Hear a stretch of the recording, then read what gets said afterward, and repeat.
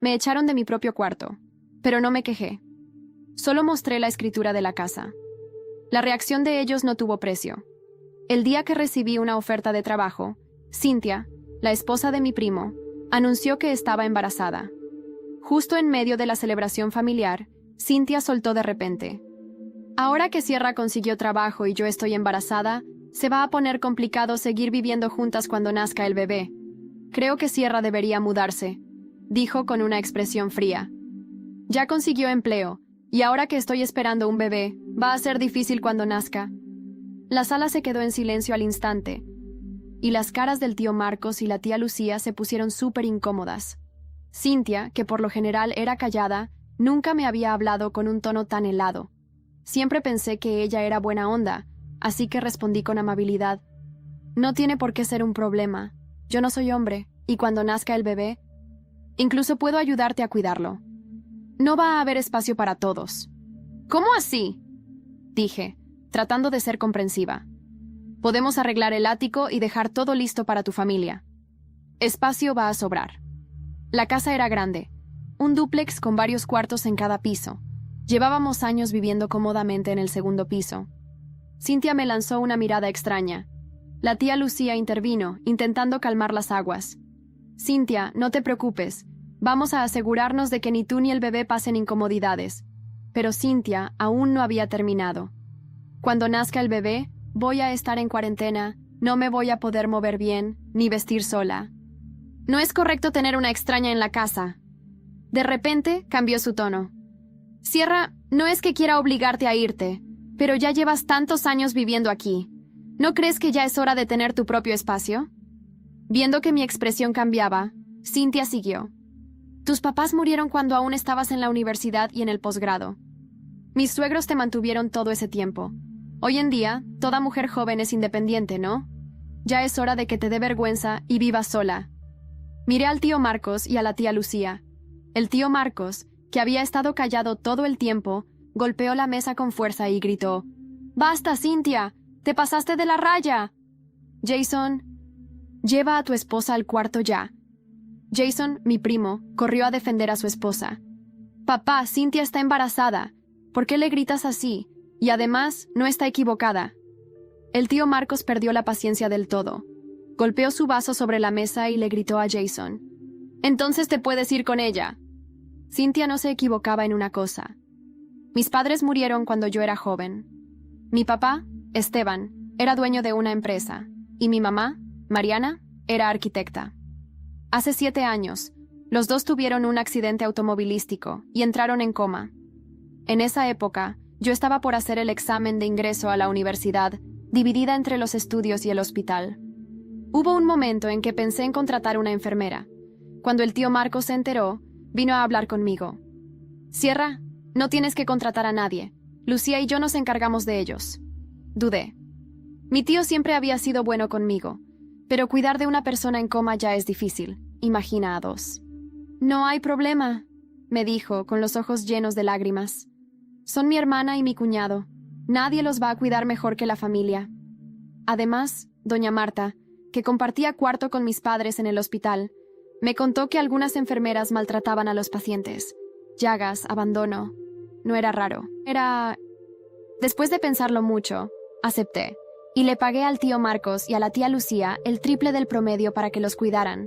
Y los cuidaron bien. Cada vez que los visitaba, no había mal olor ni suciedad.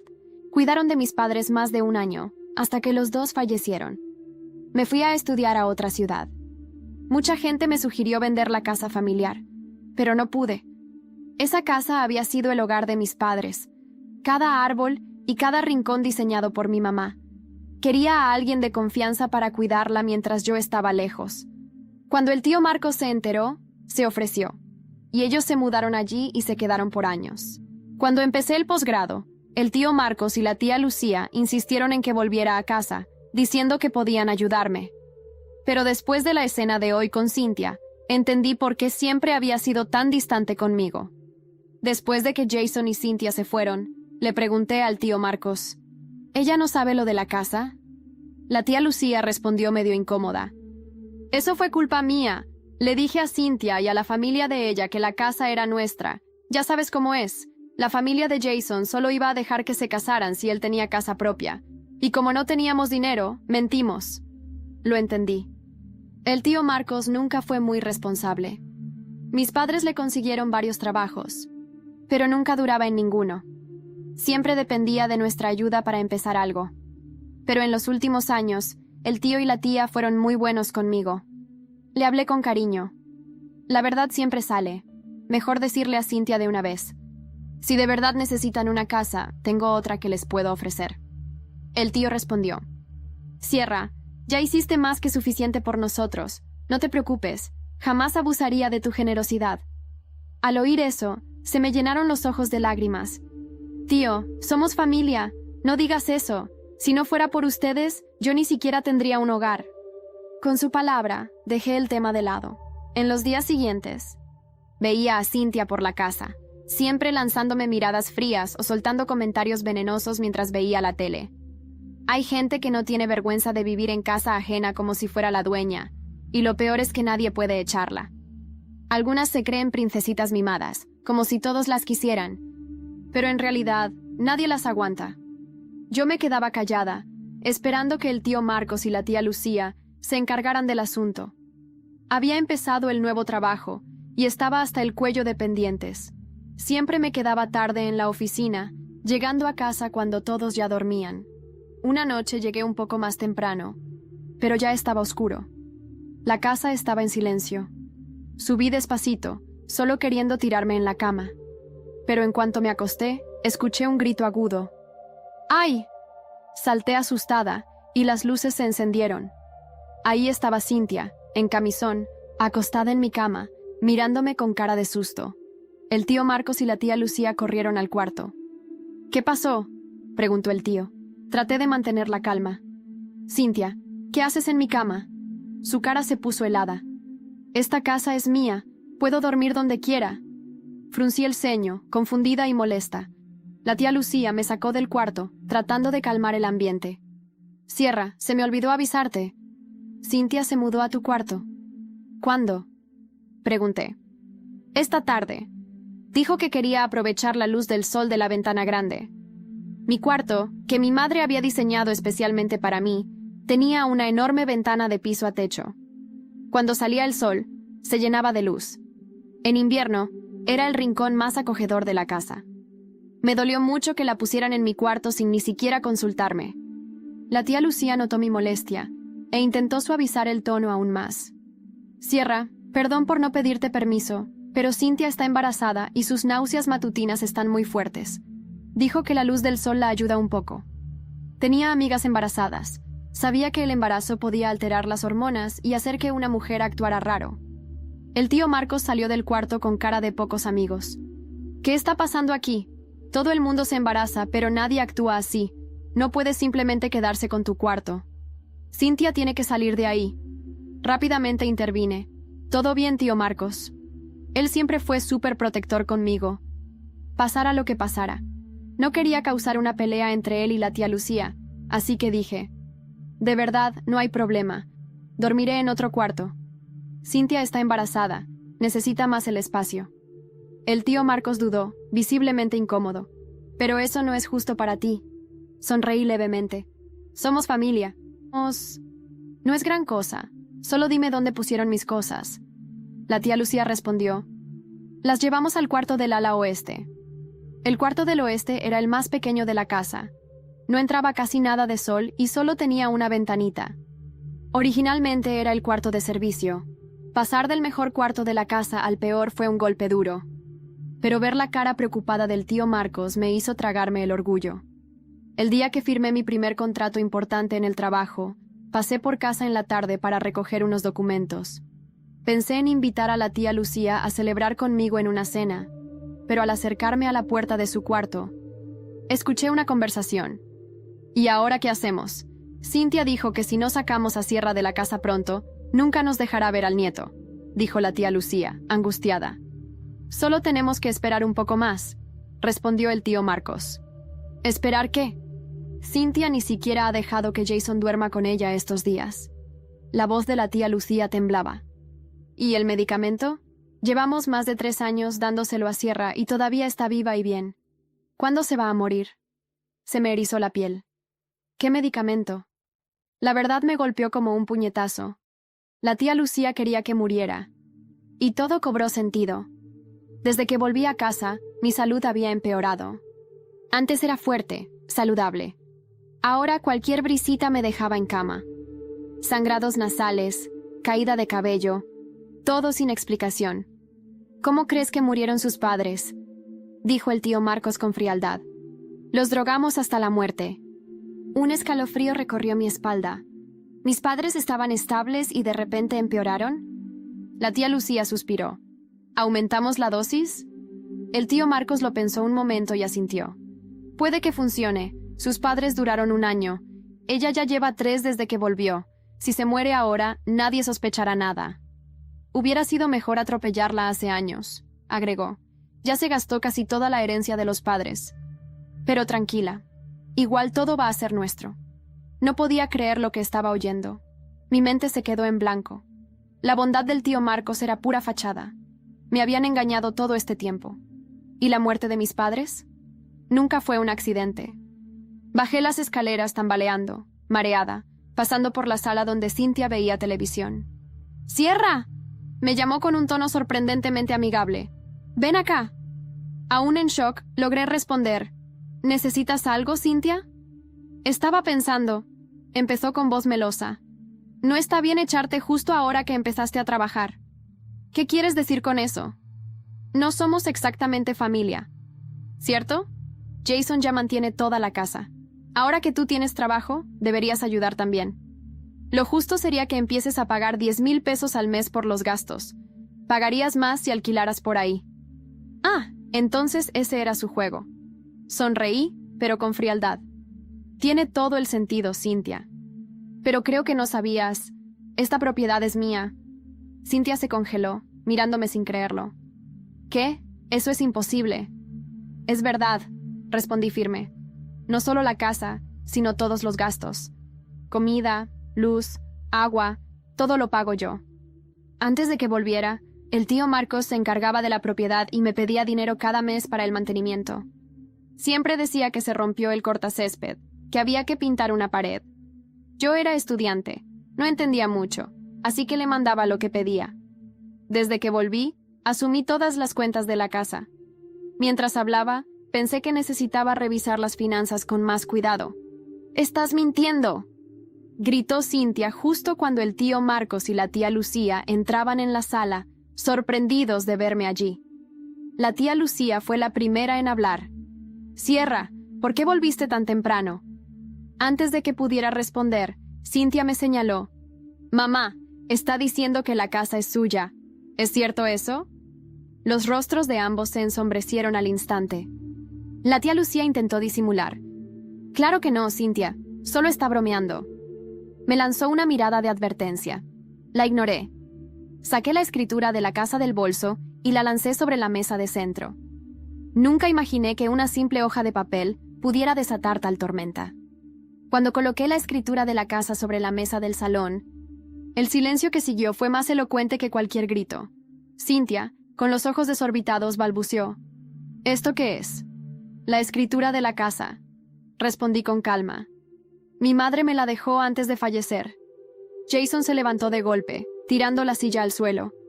«¡Eso es mentira! Mis padres dijeron que esta casa era suya». Tía Lucía intentó intervenir, pero su voz temblorosa apenas se escuchaba. «Cierra, cariño. Quizás haya un malentendido». «No hay ningún malentendido, tía. Solo verdades que han estado ocultas demasiado tiempo». Me giré y salí del salón, dejando atrás las miradas atónitas. Subí a mi habitación, o mejor dicho, a la que solía ser mi habitación antes de que Cynthia decidiera ocuparla sin mi consentimiento. Al abrir la puerta, el olor a su perfume barato me golpeó como una bofetada. Mis cosas habían sido arrinconadas en una esquina, como si fueran trastos viejos. Recogí mis pertenencias en silencio. Cada objeto era un recuerdo, una parte de mí que había sido desplazada sin consideración. Mientras empacaba, encontré una caja que no recordaba haber visto antes. Al abrirla, descubrí cartas y fotografías de mis padres, momentos felices que creía perdidos. Entre ellas, una carta dirigida a mí, escrita por mi madre poco antes del accidente. Querida Sierra, comenzaba, si estás leyendo esto, es porque ya no estoy contigo. Quiero que sepas que siempre te amé y que todo lo que hice fue por tu bienestar. Confía en tu intuición y no dejes que nadie te haga sentir menos de lo que eres. Las lágrimas comenzaron a caer sin control. Mi madre, incluso en la distancia, seguía guiándome. Con renovada determinación, decidí que era hora de tomar el control de mi vida y de mi legado. Al día siguiente, contacté a una antigua compañera de la universidad, Leticia, ahora una abogada reconocida en Madrid. Le expliqué la situación y le mostré la escritura de la casa. «Esto es claro como el agua, Sierra», dijo Leticia después de revisar los documentos. «Esta propiedad es tuya por derecho. Podemos iniciar acciones legales para desalojar a quienes la ocupan ilegalmente. Quiero hacerlo, pero de manera que entiendan el daño que han causado», respondí. «No busco venganza, sino justicia». Leticia asintió, comprendiendo mi postura. Esa noche, mientras cenaba sola en una pequeña taberna del barrio, reflexioné sobre todo lo ocurrido.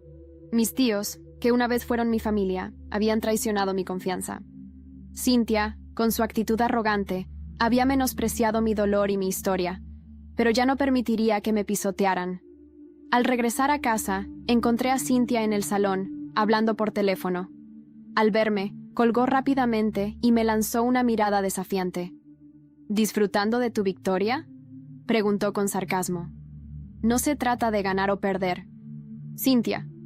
Se trata de respeto y de justicia». Ella bufó y se marchó sin decir más. Subí a mi habitación, decidida a seguir adelante con el plan.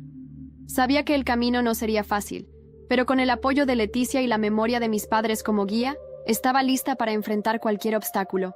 Al día siguiente, mientras revisaba algunos documentos en el despacho, Leticia me llamó con urgencia. «Sierra, he encontrado algo más en los registros. Tu madre tenía una cuenta bancaria secreta con una suma considerable de dinero. Y hay movimientos recientes que indican que alguien ha estado retirando fondos». Cuando Leticia me contó por teléfono lo de la cuenta bancaria secreta, sentí como si el suelo temblara bajo mis pies. Colgué, cogí el primer tren a Madrid esa misma tarde y me reuní con ella en su despacho, en la calle Alcalá. El sol del atardecer entraba a través de las persianas, mientras Leticia me extendía los papeles con una expresión que mezclaba rabia y preocupación. «Sierra, tu madre abrió esta cuenta en el Banco Santander 6 meses antes del accidente. Hay más de 200.000 euros registrados originalmente, pero solo quedan 15.000. Me quedé helada. ¿Cómo es posible? ¿Quién ha estado sacando dinero? Alguien con acceso al número de identificación fiscal de tu madre y una autorización firmada que claramente ha sido falsificada. Hemos enviado una solicitud formal para obtener las imágenes de las personas que hicieron los retiros en sucursal». Me miró con seriedad. «Pero tengo una sospecha. No necesitaba que lo dijera. Ya lo sabía». «¿Marcos?», pregunté, la voz apenas un susurro. Leticia asintió. «Todo apunta a él». Sentí un ardor en el pecho. No era solo por el dinero. Era el simbolismo, la traición silenciosa que se escondía detrás de cada retiro. Eran los ahorros de mi madre, su precaución, su amor por mí, guardado en cifras. ¿Puedo presentar cargos? Sí, y lo haremos, pero antes. Leticia se inclinó hacia mí. Quiero que estés preparada para lo que venga. Esto va a remover muchas cosas, no solo en tu familia, sino también en ti. Asentí en silencio. Dentro de mí, algo se quebró. Ya no era la joven sumisa que aceptaba vivir en el cuarto más oscuro de su propia casa. No. Ahora era la heredera legítima de un legado que habían intentado borrar. Cuando volví a Toledo, entré en casa sin hacer ruido. Era tarde. Subí al segundo piso, pero algo me detuvo. Luces encendidas en la cocina, voces bajas. Me acerqué. «Ella sospecha algo», decía Cynthia. «Está demasiado tranquila». «No puede hacer nada sin pruebas», respondió Jason. Además, mi madre me aseguró que la cuenta ya estaba vacía. «No va a encontrar nada. ¿Y si encuentra la autorización falsa?». La voz de Cynthia subió ligeramente de tono. «¿Sabes lo que eso significa? Prisión, Jason». «¡Cállate!», gritó él golpeando la mesa. «Esto fue idea de tus padres también. Ellos fueron los que nos animaron a tomar lo que era justamente nuestro». Me alejé, temblando. Ya no era solo Marcos. Era toda una red de manipulación. Incluso los padres de Cynthia, a quienes apenas conocía, estaban implicados. Al día siguiente, fui directamente al notario que había llevado los papeles de herencia de mis padres. Un hombre mayor, de voz suave y mirada honesta. Tu madre me pidió que mantuviera en secreto la cuenta, pero cuando ella falleció, Marcos vino con una carta que supuestamente tú habías firmado, autorizándole a gestionarla. Parecía legítima, pero ahora, viéndote, dudo de todo. Le pedí una copia. La firma no era la mía, ni remotamente parecida. Todo encajaba. Cada sonrisa falsa, cada favor ofrecido, cada eres como una hija para nosotros. Regresé a casa. Esta vez no iba a esconderme ni actuar con diplomacia. Reuní a todos en el salón. Marcos, Lucía, Jason, Cynthia. El ambiente estaba cargado. Sé todo, dije sin rodeos. La cuenta bancaria. Las autorizaciones falsas. Los retiros. Las caras se congelaron. Cynthia palideció. Jason me miró como si viera un fantasma. Marcos intentó hablar, pero levanté la mano. No digáis nada. Solo vine a avisaros. En una semana, todos fuera. He iniciado un proceso judicial. Esto no es negociable. Lucía comenzó a llorar. Marcos me miró como si no me reconociera. ¿Qué te ha pasado, Sierra? ¿Dónde quedó la niña dulce que criamos? Esa niña murió en el mismo hospital donde murieron mis padres, respondí. Y vosotros la enterrasteis. Subí a mi cuarto con el corazón latiendo como un tambor. Me sentía viva. Por primera vez, verdaderamente viva. Me senté frente al ordenador, dispuesta a revisar mis finanzas, cuando encontré un correo electrónico sin abrir. Era de una tal Elena García Ortega. El asunto: tu madre y la mía eran la misma persona. Recuerdo que estuve varios minutos mirando esa pantalla sin moverme. El nombre Elena García Ortega me era completamente desconocido. Pero esas pocas palabras en el asunto del correo electrónico me atraparon como una garra cerrándose en mi pecho. Tu madre y la mía eran la misma persona. Con el corazón en un puño, abrí el mensaje. Decía: Hola, Sierra. Sé que esto será una sorpresa. A mí también me costó creerlo cuando encontré las cartas. Mi madre, bueno, la mujer que creí que era mi madre, falleció hace 2 meses. En sus cosas encontré una caja con documentos y fotografías. Hay cartas escritas por Mariana, tu madre, y una en particular, fechada en 1992, donde le explica por qué no puede quedarse con la niña que está por nacer. Esa niña soy yo. Entiendo si necesitas tiempo, pero si estás dispuesta, me gustaría conocerte. Estoy en Salamanca, no espero nada de ti, solo quiero entender. Elena. Me quedé sin aire. Sentí que el mundo giraba más rápido de lo normal. ¿Mi madre había tenido otra hija antes de mí? ¿Por qué nunca me lo dijo? Cogí el tren esa misma tarde a Salamanca, con una ansiedad que me arañaba el estómago. El viaje se me hizo eterno.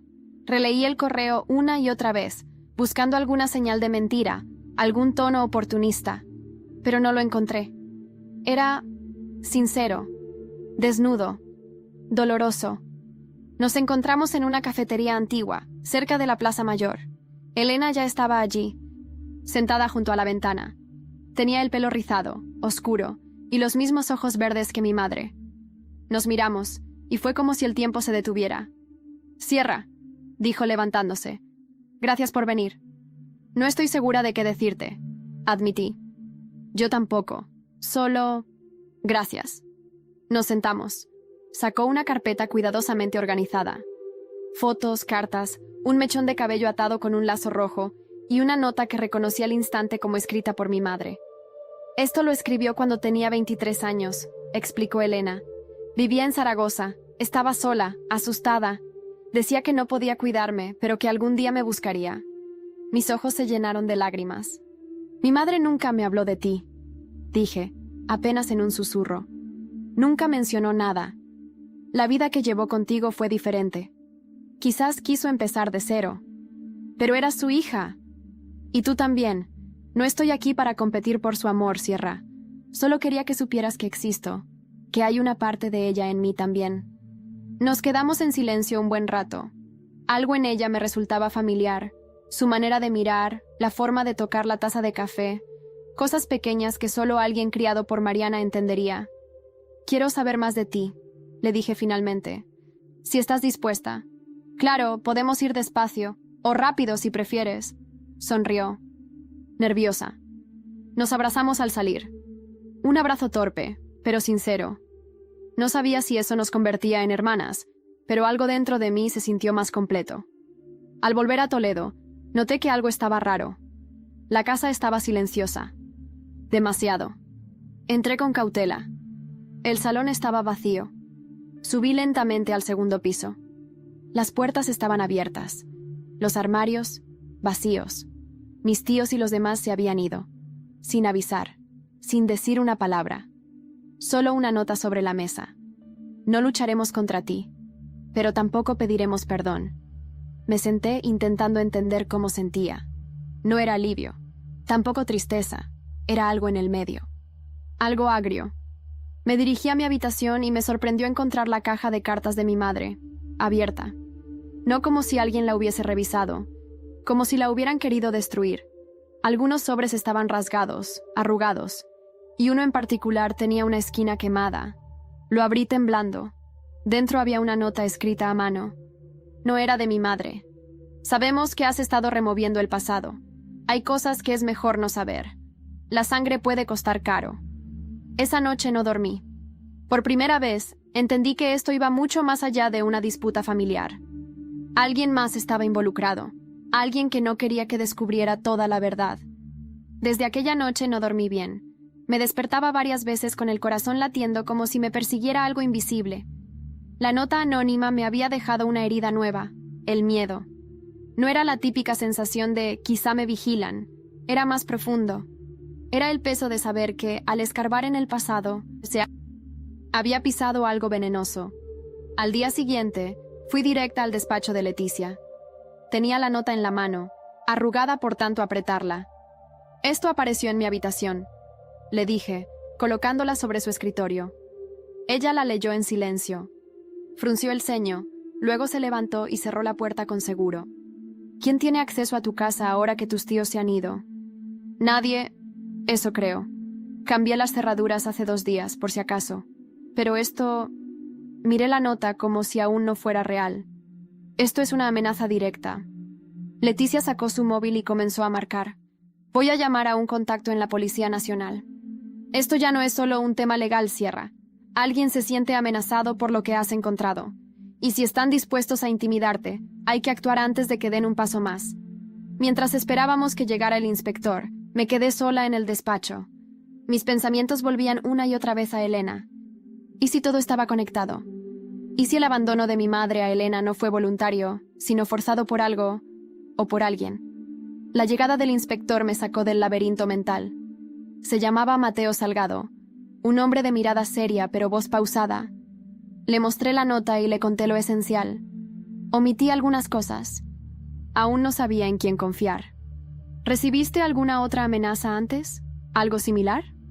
No, respondí. Solo esta. Pero también descubrí que la cuenta de mi madre fue vaciada ilegalmente. Y ahora resulta que mi madre pudo haber tenido otra hija, antes que yo. Todo esto se ha vuelto una red de mentiras. Mateo asintió lentamente, anotando en una libreta. ¿Hay alguien que crea que pueda salir perjudicado si descubres más sobre tu pasado? Sí, dije sin dudar. Mis tíos, y la familia de Cynthia. Pero hay algo más, alguien más. Le entregué la carta parcialmente quemada, la que casi destruyeron. Él la observó con detenimiento, con guantes y todo. Esto no lo hace alguien sin experiencia. El corte, la forma del quemado. Alguien intentó eliminar esto sin llamar demasiado la atención. ¿Qué puede significar eso? Que estás molestando a gente que no quiere ser descubierta. Cuando salí del despacho de Leticia, el aire de Madrid me pareció más denso, como si cada mirada en la calle ocultara algo. Tomé el tren de vuelta a Toledo con la sensación de que alguien me seguía. Esa misma noche, Elena me llamó. Su voz estaba temblorosa. Sierra, tengo que contarte algo. ¿Qué ha pasado? Una mujer vino hoy a casa. No se presentó ni dijo quién era. ¿Quién? Solo dejó una caja. Dijo que era una parte de la verdad, y se fue. ¿La abriste? Sí. Hay documentos, fotografías, y una carta con el membrete de una clínica, de hace casi 30 años. Tiene el nombre de Mariana García Ortega, como paciente, pero no era por embarazo, era por una denuncia por agresión. Me quedé muda. ¿Mi madre... denunciada? ¿Agresión? ¿Dónde está esa clínica? En Zaragoza. Sabía lo que tenía que hacer. Tenía que ir allí. La única forma de protegerme era conocer toda la verdad, incluso la más fea. Corté la llamada, cerré las ventanas de casa, aseguré la puerta y me senté a planear mi viaje. Al día siguiente, estaría en Zaragoza, en busca de respuestas que, hasta entonces, nadie había querido darme. Pero antes de apagar el teléfono, un mensaje me llegó por WhatsApp desde un número desconocido. Vas demasiado lejos, vuelve atrás, Sierra, o acabarás como ellos. No decía más, solo eso. Y una fotografía adjunta. Era la tumba de mis padres. Amaneció antes de que pudiera cerrar los ojos. El mensaje con la foto de la tumba de mis padres seguía ahí, como una losa sobre el pecho. No lo borré. Ni siquiera lo reenvié a Leticia. No quería compartirlo. No aún. Era mío. Como si de alguna forma enferma, aquella amenaza me acercara más a ellos. A su dolor. A su muerte. Cogí el coche temprano y conduje hasta Zaragoza. 6 horas de carretera, cruzando campos dorados y pueblos silenciosos. Llevaba los dedos entumecidos por aferrar el volante y la mandíbula tensa por morderme el pensamiento una y otra vez. ¿Qué pasó realmente con mi madre antes de que yo naciera? Llegué a la ciudad al atardecer. Me alojé en una pensión pequeña, cerca del centro, con olor a madera vieja y café quemado. No podía dormir, ni leer, solo mirar el techo, sintiendo que todo lo que creía saber estaba a punto de ser desmantelado. Al día siguiente fui a la clínica. La fachada era moderna, pero en la recepción aún conservaban un archivo físico en el sótano. Tuve que esperar casi 2 horas para que la jefa de archivo, una mujer llamada Adela, encontrara la carpeta. Me miró como si tuviera un secreto entre manos. No puedo mostrarte esto oficialmente, ¿vale? Pero si te dejo sola con la carpeta 5 minutos... No he visto nada. Le agradecí con una sonrisa nerviosa. Cuando abrió la carpeta, sentí que el corazón se me salía por la garganta. Nombre: Mariana García Ortega. Fecha de ingreso: 14 de septiembre de 1992. Motivo: lesión ocular y contusiones en costillas. Paciente declara agresión por parte de su pareja. Esteban Martín Castaño. Esteban. Mi padre. No, susurré. Las hojas se movían entre mis dedos como cuchillas. El informe detallaba una pelea violenta. Mariana llegó sola. Estaba embarazada de 2 meses. Decía tener miedo por su vida. Declaró que era la segunda vez que ocurría algo así. No quiso presentar denuncia oficial. Se fue por voluntad propia a las 48 horas. Un nudo se formó en mi garganta. Aquello no tenía sentido. Mi padre siempre fue cariñoso. Firme, sí. Pero jamás lo imaginé levantando la mano. La carpeta tenía una nota más, escrita a mano por un médico. Paciente en situación de vulnerabilidad, posible conflicto emocional. Sospecho que oculta información para proteger a alguien. Me quedé allí sentada, sin saber cómo respirar. ¿Y si no todo era blanco o negro? ¿Y si las heridas de mi madre no fueron solo físicas, sino mentales, generacionales? Salí de la clínica con la carpeta bajo el abrigo. No podía dejarla allí. Tenía que mostrarle aquello a Elena. Quizá entre las dos pudiéramos entender mejor. Esa misma noche nos encontramos en mitad del camino, en un hotel rural de Soria. Era un sitio tranquilo, donde nadie nos reconocería. Elena se sentó en el borde de la cama con los ojos fijos en los papeles que yo acababa de entregar. Entonces, ¿crees que nuestro padre fue...? No lo sé. La interrumpí. No estoy segura de nada, pero esto cambia todo. Elena cerró la carpeta con cuidado. Me miró fijamente. Sierra, hay algo más que no te he contado. Cuando esa mujer me entregó la caja, también dijo un nombre. Dijo que tenía que encontrar a una mujer en Bilbao. Se llama Emilia Ríos. ¿Quién es? No lo sé exactamente, pero la mujer dijo: ella estuvo con Mariana hasta el final, y también sabe lo de Marcos. Me quedé inmóvil. ¿Qué podía saber alguien en Bilbao sobre mi madre y sobre mi tío? Al día siguiente, de camino a Toledo, Llamé a Leticia para contarle todo. Cuando le mencioné el nombre de Emilia Ríos, guardó silencio al otro lado de la línea. ¿Leti? Conozco ese nombre, dijo finalmente. Emilia fue la enfermera principal de tus padres cuando estaban en coma. Frené el coche de golpe en medio del arcén. ¿Qué? Sí, me lo mencionaste hace años, cuando hablábamos de la clínica donde estuvieron. ¿Nunca supiste que ella desapareció repentinamente después de la muerte de tus padres? ¿Desapareció? Sí. Dejó el trabajo sin dejar rastro. Nadie volvió a saber de ella. El silencio se apoderó del coche. Mi mente solo podía pensar en una cosa. Si Emilia sabía algo sobre Marcos, ¿sería ella quien dejó la nota en mi habitación? No podía esperar más. Iba a ir a Bilbao. Iba a encontrarla. Pero justo cuando colgué con Leticia, recibí otro mensaje. Era un vídeo. Lo abrí con el pulso acelerado. Era una grabación de seguridad, captada desde una cámara en el interior de mi casa. En la imagen se veía a Marcos, con guantes, entrando en mi habitación y rebuscando entre mis cosas. Ver a Marcos en ese vídeo fue como recibir una bofetada en plena cara. No podía dejar de mirar la pantalla. Su silueta reconocible, sus movimientos rápidos pero nerviosos, la forma en que abría mis cajones, los armarios, incluso mi diario. Como si buscara algo. Y lo peor fue que no parecía ni sorprendido, ni avergonzado. Era como si sintiera que tenía derecho a hacerlo, como si aún creyera que esa casa, mi casa, le pertenecía de alguna forma. Se me revolvieron las tripas. Envié el vídeo directamente a Leticia. Esto es allanamiento, ¿verdad? Y robo si falta algo. Vamos a usar esto, Sierra. Esta vez no solo los vamos a sacar por la vía legal, los vamos a enterrar socialmente. Colgué con ella y fui directa a la comisaría. Hice la denuncia con el vídeo. Expliqué todo el contexto, desde las amenazas hasta los antecedentes con la cuenta bancaria. El inspector Salgado me miró serio, esta vez sin anotar nada. Te estás metiendo con algo muy feo, Sierra, y creo que apenas has arañado la superficie. ¿Qué quieres decir? Recibimos una llamada anónima esta mañana, sobre ti. ¿Sobre mí? Sí. Decían que eras peligrosa, que estabas desequilibrada, que estabas acosando a tus tíos y que quizá necesitabas ayuda psiquiátrica. Quieren descreditarte, Sierra. Se me secó la garganta. ¿Van a hacer algo? No, claro que no. Sabemos diferenciar una llamada malintencionada. Pero que estén tratando de invertir la narrativa te dice todo lo que necesitas saber. Esto no va a ser solo una batalla legal, es personal. Y están desesperados. Volví a casa con una mezcla de rabia y resolución en el pecho. Ya no iba a contenerme. Esa noche redacté una carta formal con ayuda de Leticia, solicitando la apertura de una investigación judicial sobre el patrimonio de Marcos y Lucía durante los últimos 10 años.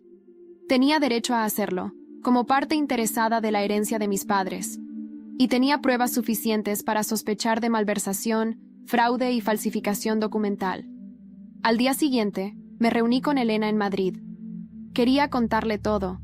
Ya no podía ocultarle nada. Cuando le mostré el vídeo, apretó los labios y miró al suelo. Hay una parte de mí que quiere llorar y otra que quiere gritar. «Bienvenida a mi mundo», le dije. «¿Y la mujer de Bilbao?», preguntó. «¿Emilia?» «Ya lo tengo todo preparado. Salgo mañana a primera hora. Quiero ir contigo». La miré sorprendida. «¿Estás segura?» «Sí. Si mi madre y la tuya eran la misma persona, entonces todo esto me toca tanto como a ti. No quiero seguir viendo esto como una espectadora». Sonreí. Por primera vez me sentí acompañada de verdad. No estaba sola en esta guerra. Tenía una hermana, una aliada, alguien que había sufrido otra cara del mismo abandono. Esa noche, mientras cenábamos en el pequeño apartamento que alquilé para estar más segura, recibí otro correo anónimo. Esta vez, no había amenazas, solo una imagen. Era una fotografía en blanco y negro, antigua. En ella aparecía mi madre, muy joven, abrazando a una mujer rubia con bata de enfermera. Y al fondo estaba Marcos. En el reverso de la foto, escrito a lápiz, Clínica San Ángel, Zaragoza, 1992. Marcos había estado allí, con mi madre, el año en que ella fue golpeada, el año en que Elena nació. Y entonces, una idea terrible me atravesó como una flecha. ¿Y si no era Esteban quien la había agredido? ¿Y si fue Marcos? El estómago me dio un vuelco. Todo lo que creía sobre mi familia, sobre el rol de cada uno, se estaba cayendo como piezas de dominó. No podía esperar más. A la mañana siguiente, con Elena al lado, saldríamos rumbo a Bilbao. Emilia Ríos tenía que contarnos la verdad. Lo que no sabía era que, esa misma noche, alguien más iba camino a nuestra casa en Toledo. Alguien que no quería que llegáramos a Emilia, y que, antes del amanecer, una ventana se rompería, y Elena desaparecería. El grito me despertó. No fue un sonido lejano, ni uno de esos que se confunden con los sueños. Fue real, fue corto, ahogado, y vino del salón. Salté de la cama como impulsada por una descarga eléctrica. El aire estaba denso. Había un olor raro. Algo entre sudor, perfume barato y polvo viejo. Corrí descalza hasta el pasillo. «¡Elena!», grité. «¿Estás bien?». Silencio. Mi cuerpo se movía antes de que mi mente pudiera procesar. Revisé la cocina, vacía, el baño, igual. Pero al llegar al salón, el caos me paralizó. La ventana estaba rota, cristales por todas partes, las cortinas ondeaban con el viento helado de la madrugada, y sobre el sofá, su móvil.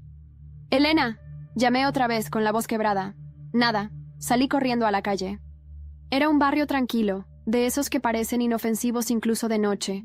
No había nadie, ningún coche huyendo, ninguna señal evidente, solo la soledad y el terror. Volví adentro. Cerré la puerta, temblando, sintiendo el corazón desbocado. Llamé a la policía, después a Leticia, luego al inspector Salgado.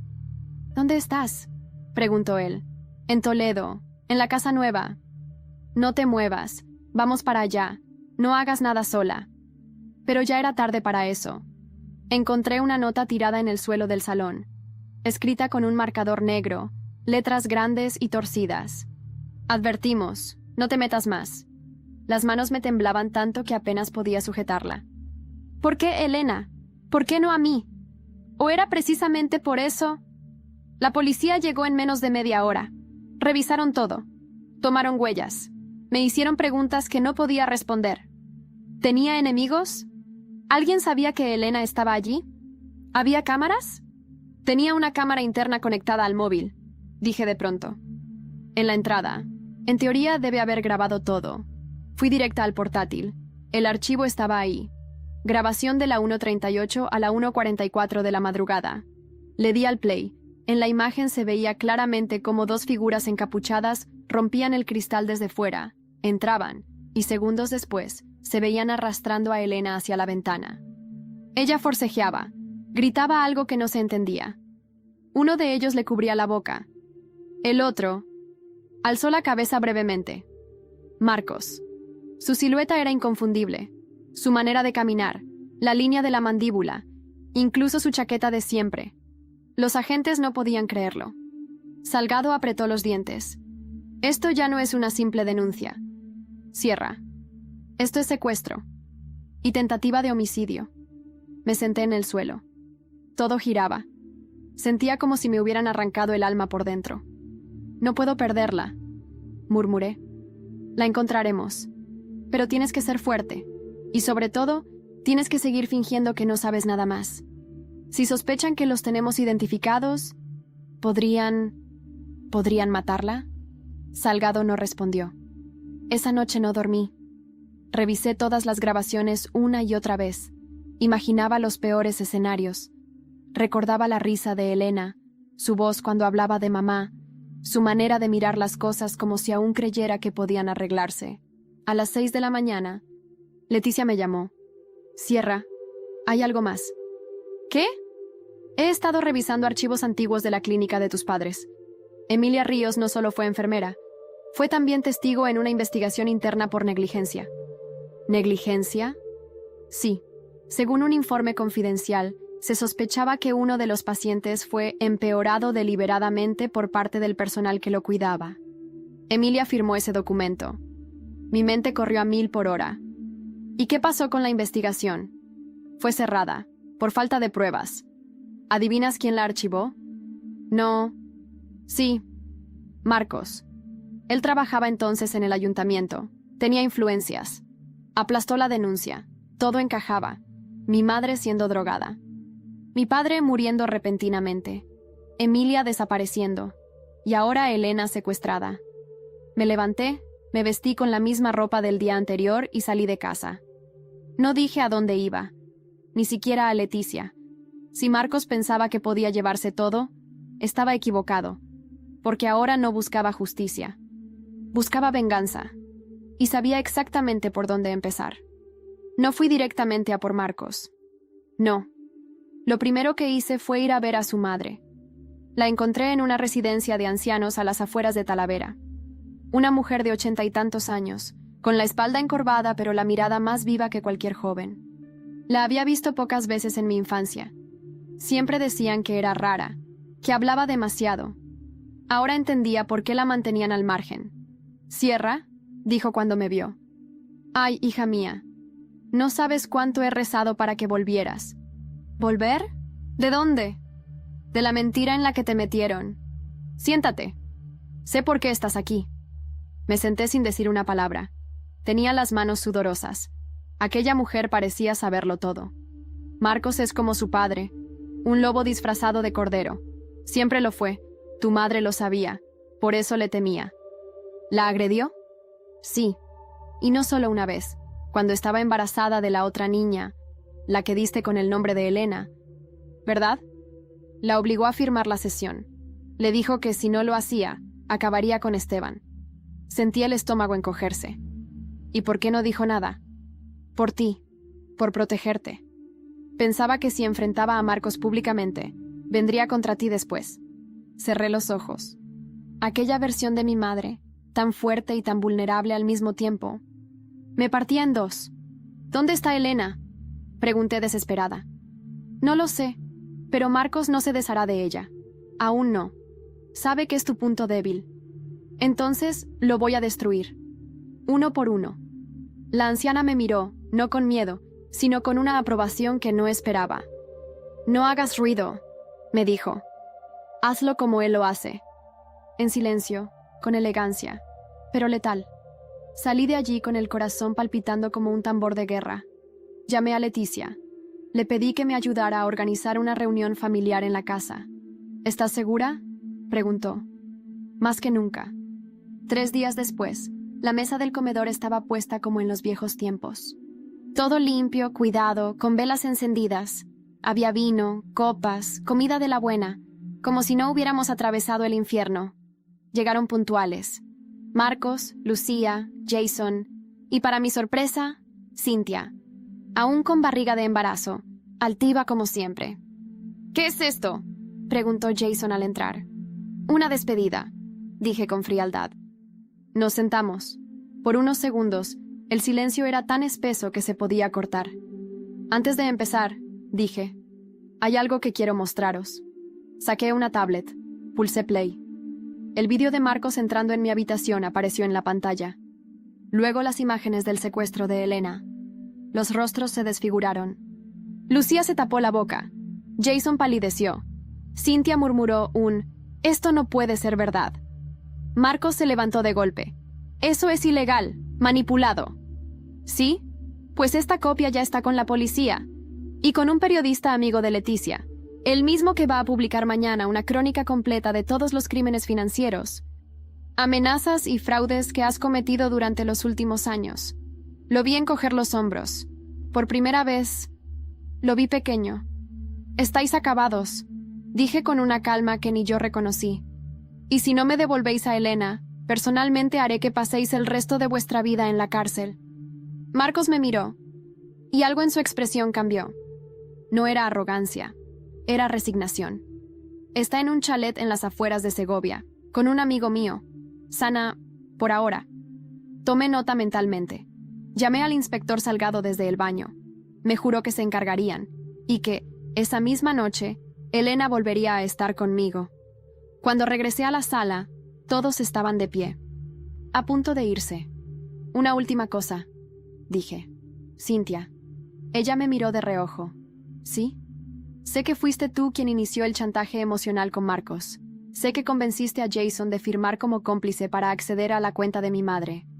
Ella quiso decir algo, pero la corté. Te deseo suerte, de verdad.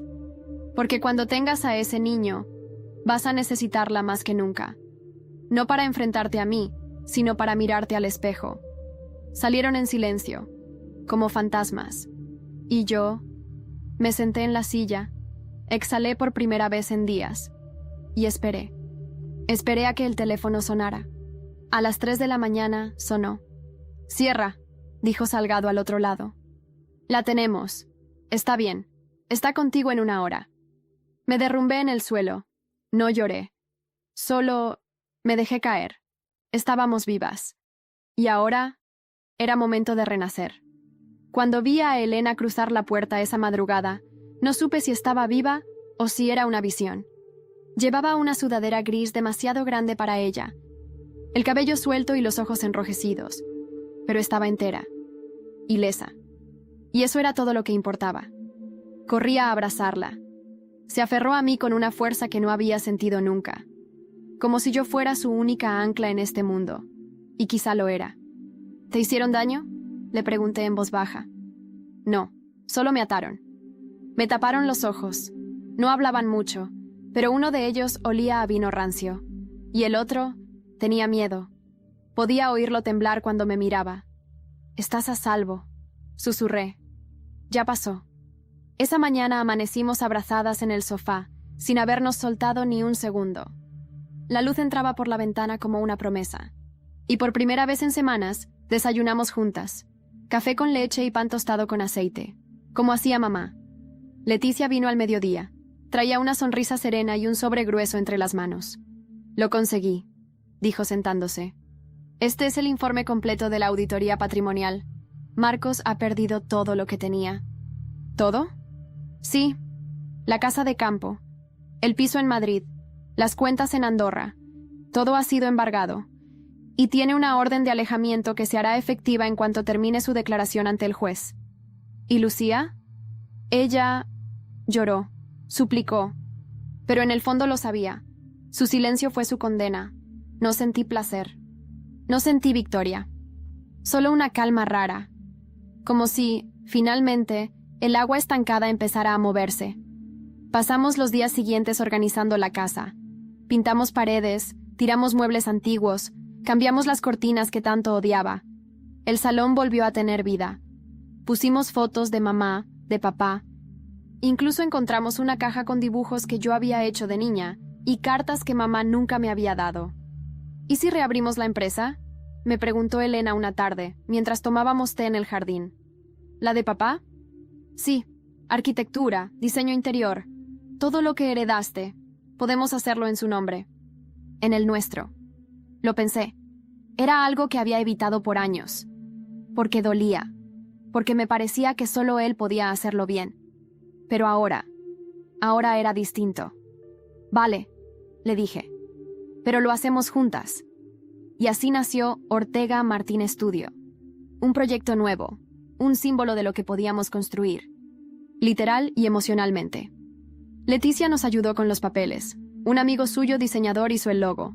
Y en 2 semanas ya teníamos página web y nuestras primeras 3 clientas interesadas. El barrio hablaba. Unos con curiosidad, otros con envidia, algunos incluso con respeto. Yo ya no era la niña huérfana de Toledo. Era Sierra Ortega. Y no solo tenía una casa, tenía un hogar. Una noche, mientras revisábamos antiguos planos de mamá en la terraza, Elena se quedó en silencio, observando una hoja con atención. «Mira esto», me dijo. «Este plano no es de esta casa, es otra.